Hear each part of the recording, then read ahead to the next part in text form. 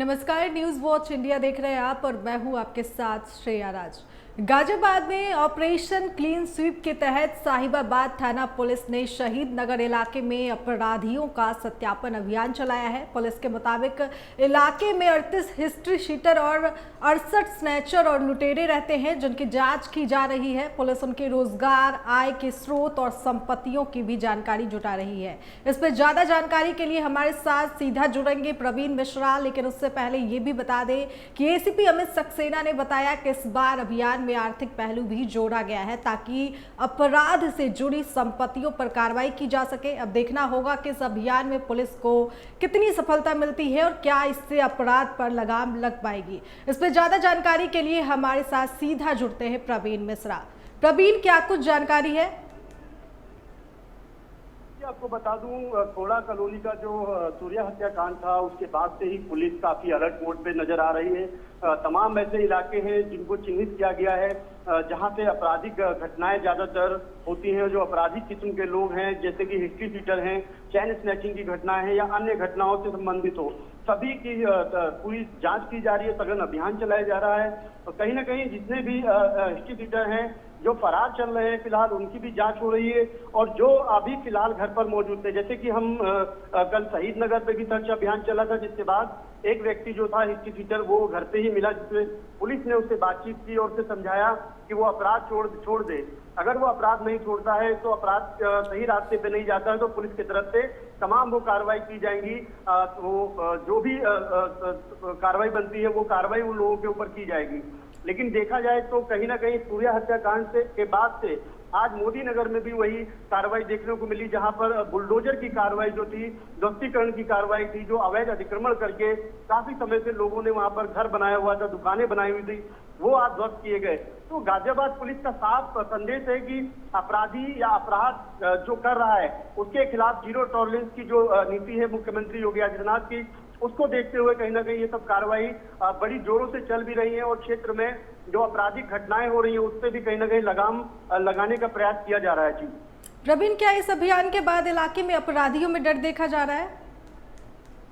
जी बिल्कुल, देखिए जाहिर सी बात है, जब पुलिस तमाम आला अधिकारी और तमाम पुलिस का बल जब पहुंचता है घर पर तो कहीं ना कहीं अपराध करने वाले और अपराधी के घर पर खौफ का माहौल तो बन ही जाता है। क्योंकि अपराधी को कुछ ऐसे अपराधी हैं जो जेल में हैं, उनकी भी कुंडली खंगाली जा रही है कि वो अब घर पे रह रहे हैं या कहीं बाहर रह रहे हैं। और यक्ष ऐप जो की शुरुआत की गई थी गाजियाबाद में, उसके जरिए भी फोटो मैच करके इस तरीके की जो व्यक्ति कहीं दूसरे आधार कार्ड बनाकर दूसरे एड्रेस पे तो नहीं रह रहा, तो वो भी सब जांच का विषय है, उसमें भी जांच कहीं ना कहीं की जा रही है।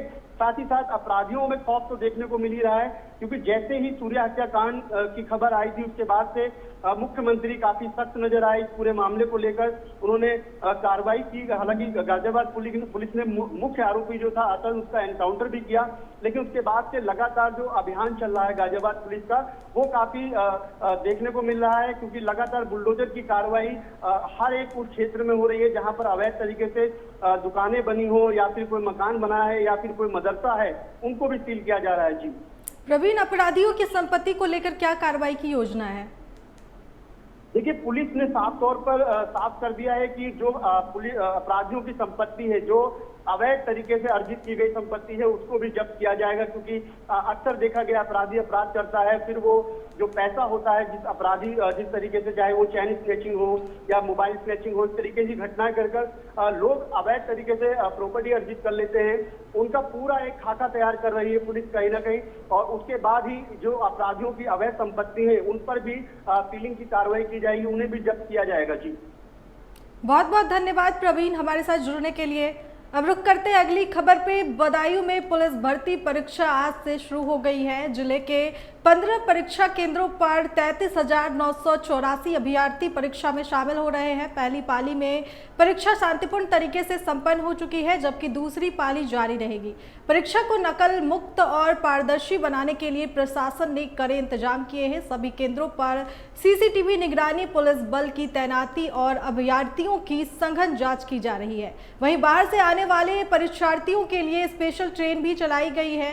इस पर ज्यादा जानकारी के लिए हमारे साथ सीधा जुड़ते हैं सौरभ शर्मा, लेकिन उससे पहले देखिए परीक्षार्थियों ने क्या कुछ कहा है इस वीडियो में।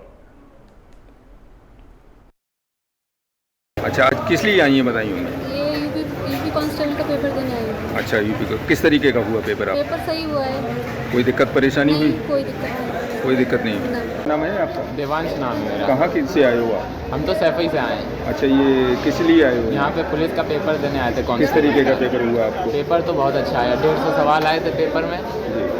पेपर आसान था, आसान से मध्यम लेवल का पेपर था। पेपर आसान है, बढ़िया। कोई दिक्कत परेशानी? नहीं, कोई दिक्कत परेशानी नहीं। अच्छा, आज किस लिए आई हैं बताइए।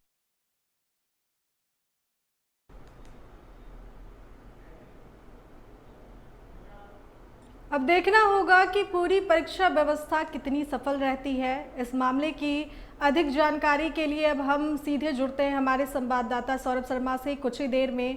उससे पहले आपने वीडियो देखा कि क्या कुछ परीक्षार्थियों ने व्यवस्था को लेकर कहा, क्या कुछ प्रशासन ने व्यवस्था पे इंतजाम किए थे। सौरभ, क्या परीक्षा शांतिपूर्ण तरीके से संपन्न हो रही है? पुलिस परीक्षा भर्ती प्रारंभ हो गई है, जो आज 8 तारीख और 9 तारीख 10 तारीख तक चलेगी। 2 पालियों में परीक्षा चलेगी। परीक्षा बदायूं में 15 परीक्षा केंद्र बनाए गए हैं, जिसमें 33,984 परीक्षार्थी परीक्षा देंगे। अब तक कोई धांधली या नकल का मामला सामने आया है? जी, अभी तक तो कोई मामला ऐसा सामने नहीं आया है और डीएम अवनीश कुमार राय ने सेक्टर मजिस्ट्रेट सहित अन्य अधिकारियों को लगाया है और नकल भी पारदर्शी परीक्षा कराई जा रही है।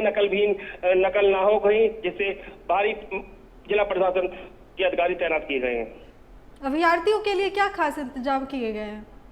जी, अभ्यर्थियों के लिए क्या खास इंतजाम किए गए हैं? अभ्यर्थियों के लिए मैं आपको बता दूं कि बरेली से एक स्पेशल ट्रेन चलाई गई है, जो लगातार 3 दिन तक चलेगी और परीक्षार्थियों के लिए आने जाने की सुविधा पूर्ण रूप से करी गई है। बहुत बहुत धन्यवाद सौरभ हमारे साथ जुड़ने के लिए। अब रुक करते हैं आखिरी खबर की ओर। दिल्ली के इंदिरा गांधी इंटरनेशनल एयरपोर्ट पर बड़ा हादसा सामने आया है। टर्मिनल 2 पर खड़े एयर इंडिया के 3 विमानों को अचानक आए तेज हवा और बारिश के कारण नुकसान पहुंचा है। बताया जा रहा है कि खराब मौसम के दौरान ग्राउंड सपोर्ट उपकरण नियंत्रण से बाहर होकर विमानों से टकरा गया, जिससे ये घटना हुई। हालांकि राहत की बात यह है कि इस हादसे में किसी यात्री या स्टाफ के घायल होने की सूचना नहीं है। एयरलाइन ने मामले की जांच शुरू कर दी है। अब बड़ा सवाल ये है कि खराब मौसम के दौरान एयरपोर्ट पर सुरक्षा इंतजाम कितने मजबूत है। फिलहाल एयरपोर्ट पर स्थिति सामान्य बताई जा रही है, लेकिन इस घटना ने सुरक्षा व्यवस्था पर कई सवाल खड़े कर दिए हैं। अब देखना होगा कि जांच में क्या सामने आता है। तब तक के लिए देखते रहिए न्यूज़ वॉच इंडिया।